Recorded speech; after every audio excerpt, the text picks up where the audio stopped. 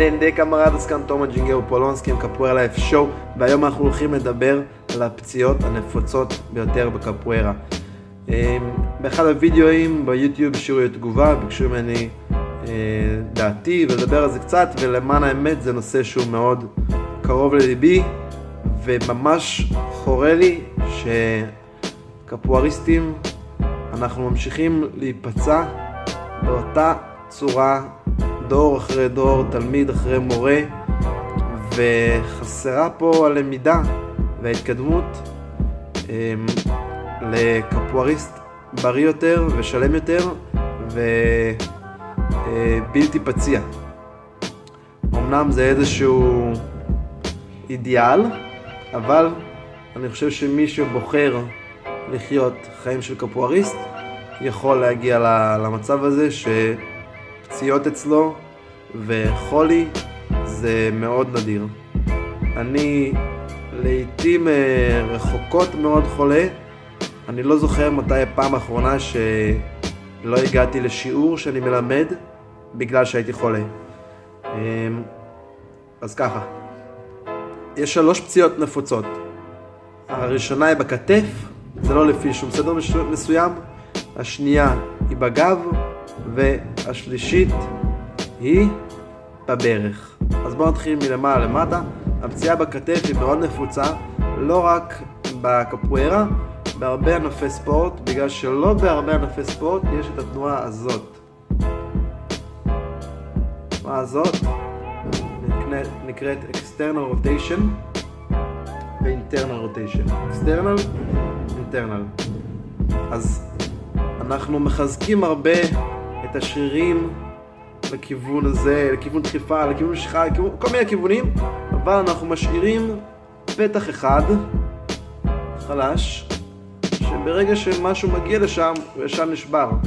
ואנחנו חושבים שאנחנו כל כך חזקים, בגלל שכל מה שמסביב עובד לנו טוב, עד הרגע של הפציעה. אז התרגיל לחיזוק של השריר הזה, יהיה תרגיל שנקרא Cuban Rotation. יש לו כל מיני וריאציות, אבל זאת הווריאציה הפשוטה ביותר שכל אחד יכול לעשות. מה שצריך לדעת כשעושים את התרגיל הזה, זה דבר ראשון שהכתפיים צריכות להיות בדיפרשן. מה זה אומר? מכאן נוריד אותם למטה, להרחיק את הכתפיים מהאוזניים. הידיים ב-90 מעלות, זה ההבדל. זה לא נכון? זה נכון. הידיים צריכות ב-90 מעלות, ויחד אני מחזיק מקל או מוט.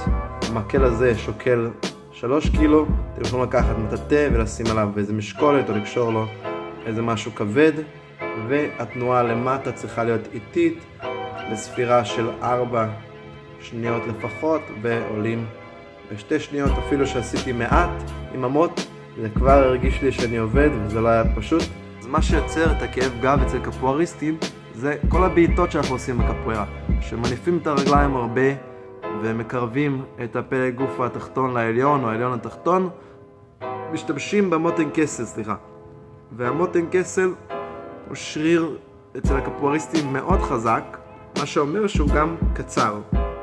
בגלל שהוא קצר, המאמץ של העמידה הזקופה, של העמידה הרגילה של בן אדם, במקום שהיא תתחלק בין המוטן קסל לגב, המוטן קסל מתקצר ומעביר את רוב האחריות לגב התחתון, שם נוצר עומס, והגב בשלב מסוים לא יכול להתמודד עם המאמץ הזה. מתחיל לכאוב. אז הפתרון הוא לטפל במוטן קסל. עכשיו, הרבה חושבים שמה שצריך לעשות זה מתיחות. מתיחות זה גם אחלה וזה מצוין, אבל אני מצאתי שהבעיה בדרך כלל היא שצד אחד חזק יותר מהצד השני. כל אחד זה כיוון שהוא הצד שיותר חזק. אם אתה בועט את רוב הבעיטות שלך בשמאל בהורדה, אז כנראה ששמאל יהיה יותר חזק. והדרך למנוע את הכאבים האלו היא לאזן את הכוח בין שני הצדדים. ואלו התרגילים שאני מראה כאן. הרעיון מאחורי התרגילים האלו הוא להשוות בין המוטן קסל של צד ימין לצד שמאל. זה אומר שכל חזרה שאתם עושים לימין אתם צריכים לעשות גם שמאל, ואתם צריכים ללכת לפי הצד החלש שלכם. אני בדרך כלל הייתי עושה 10 חזרות מכל תרגיל, 3 סטים, ולפעמים גם הייתי עושה את זה גם בבוקר וגם בלילה.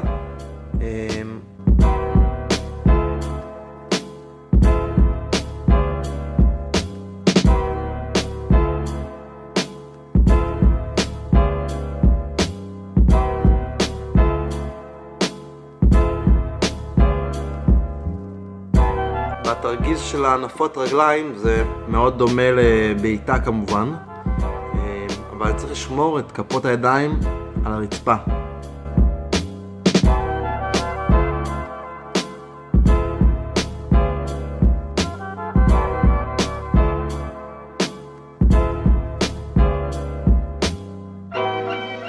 בו אני מחבק את הברך לחזה. זה תרגיל שאני יותר משתמש בו בשביל למחוץ את המותן כסל מאשר משהו אחר. אני מצאתי שזה מאוד עוזר לי. יש עוד תרגיל אחד שהוא גם מאוד עזר לי ואני הולך להדגים אותו עכשיו.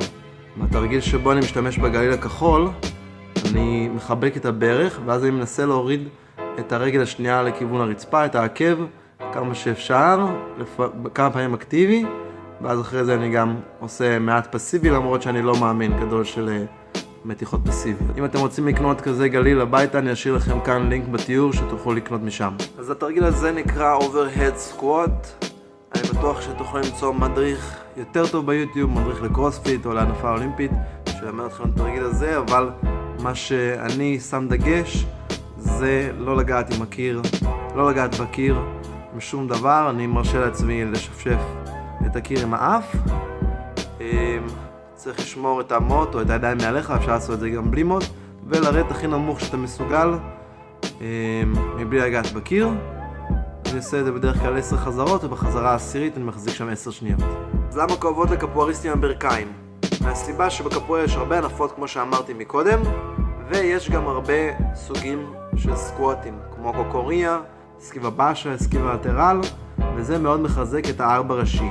אז נשאר להם 4 ראשי חזק והמסטרינג גמיש, מה שאומר שהטונוס פה נמוך, אלא הם כן מתאמנים על גמישות אקטיבית. אם אתם רוצים שאני אכין לכם וידאו על גמישות אקטיבית, אז תשאירו לי כאן תגובה למטה. זה אומר שמקדימה הרגל חזקה ומאחור פחות, מה שיוצר חוסר איזון ומשפיע ישירות על הברך. התרגיל שאני אראה כאן זה תרגיל שמאוד עזר לי. אני תפסתי את הברך ממש מוקדם והצלחתי לטפל בזה במהירות. התרגיל הזה ממש כמו ירידה במדרגה. אני עולה על הכריות ואז נוגע עם העקב ברצפה, חוזר חזרה על הכריות ואז דורך את הרגל. בדרך כלל אני אעשה 3 סטים של 6 חזרות בכל רגל. ננסה לרדת בספירה של 4 ולעלות בספירה של 2. זה לא פשוט בכלל. גם הקושי של השיווי משקל מוסיף לאתגר ולמאמץ של הברך.